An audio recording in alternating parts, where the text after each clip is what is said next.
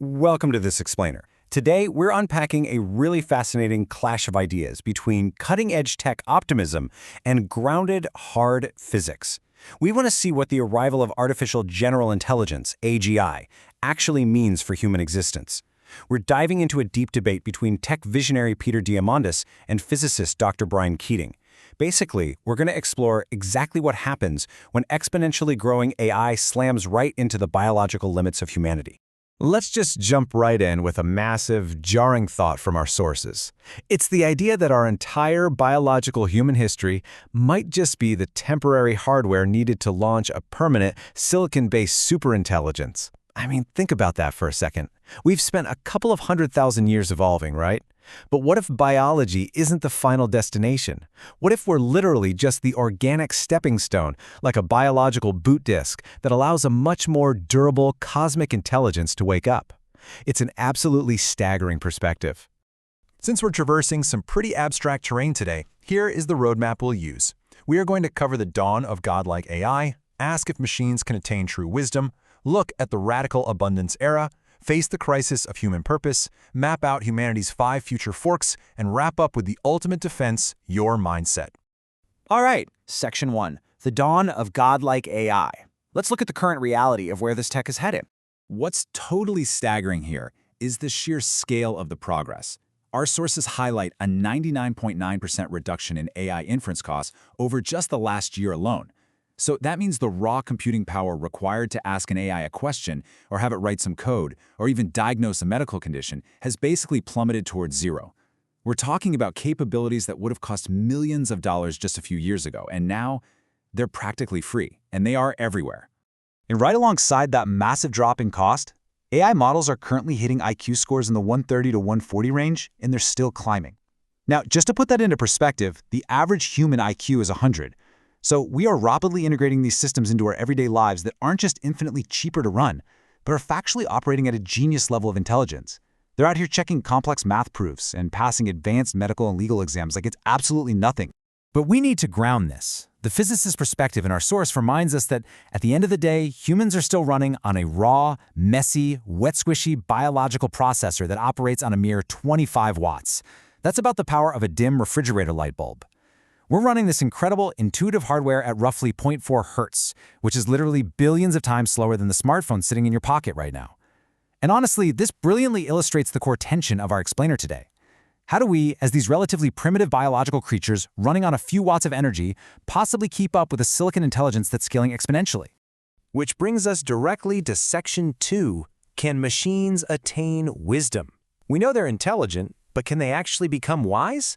Well, the tech optimist perspective defines wisdom as pure computational foresight. Think about it. Historically, you'd go to the village elder for wisdom because they had decades of life experience, right? They'd seen how different choices played out over time. But the argument here is that an AGI can run billions, maybe even 100 billion different simulations in a matter of moments. It can mathematically map out exactly which path leads to the best statistical outcome and which one leads to total misery. In this view, wisdom is basically just experience multiplied by raw processing power. But the skeptical counterargument beautifully illustrates a completely different angle. It points straight to Albert Einstein. When Einstein visualized a man falling in an elevator and realized he wouldn't feel his own weight, it led to the theory of relativity.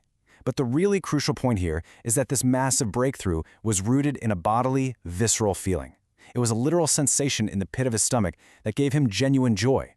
So the physicist argues that true genius and true wisdom are inextricably linked to our physical embodiment and our human emotions. Can a cold server farm made of silicon chips really replicate that biological intuition? That is a massive, open question.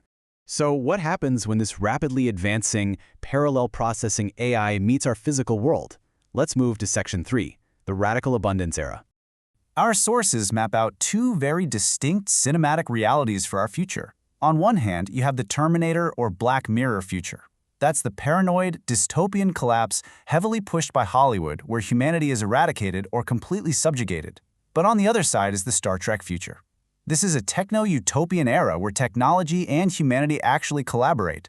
In this scenario, we're looking at things like universal high income, radical abundance, and the uplifting of all 8 billion humans on the planet with free access to healthcare, education, and energy. And there's this brilliant quote from the sources that perfectly captures the essence of that positive vision.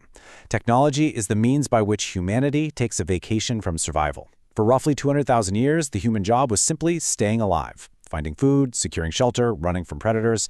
If you stopped working on survival for a day, well, you died.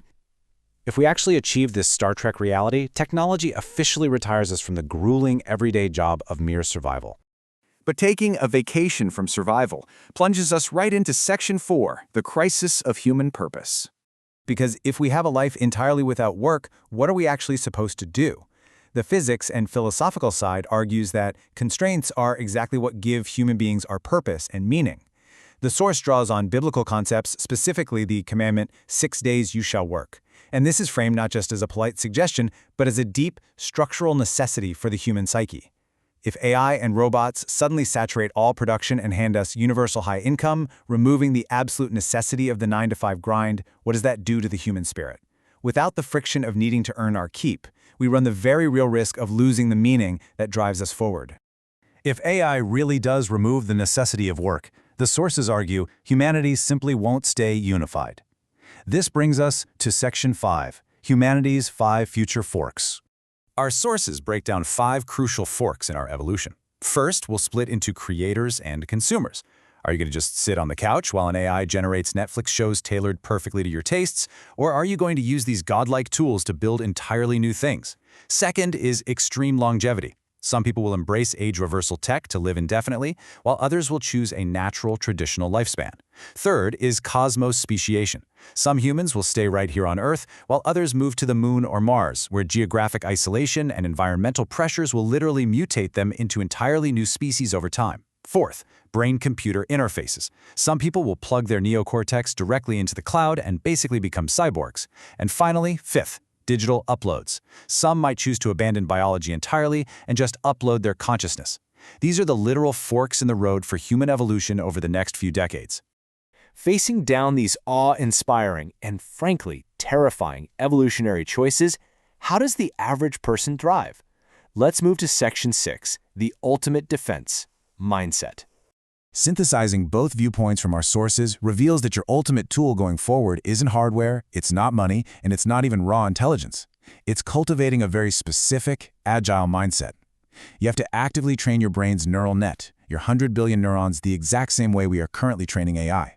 To navigate the coming decade, you need curiosity to learn the new tools, an exponential mindset to really grasp the sheer speed of change, and a first principles approach to break these complex new realities down to their basic truths.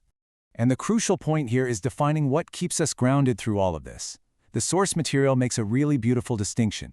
Passion is simply what you love doing, playing a sport, watching movies, whatever. But purpose is passion in service of other people.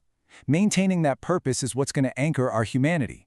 Because look, when machines can do the complex math, write the flawless code, and do all the heavy physical lifting, uplifting your family, your friends, and your community is the one job an AI simply cannot do for you.